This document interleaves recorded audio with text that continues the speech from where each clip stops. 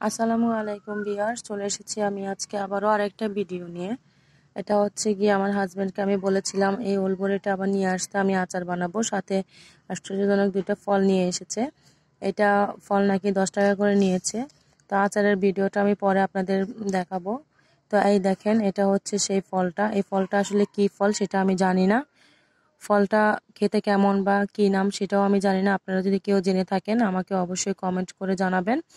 এই ফলটা দেখতে একদম কিসের মতো আমি সেটা নিজেও বুঝতে পারছি না। আম বলবো না, আলু বলবো নাকি লটকন। এটা লটকন ভেবে কিন্তু আবার ভুল করবেন না, লটকন তো এরকম না।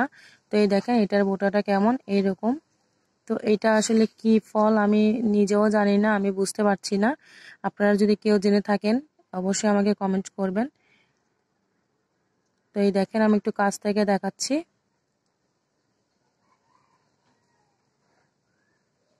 এটার ভিতরে কেমন এটা আমি জানি না, তো আমি এটা পরে দেখাবো। আমি যেহেতু এখন রোজা রেখেছি তো আমি এটা খেতে পারবো না।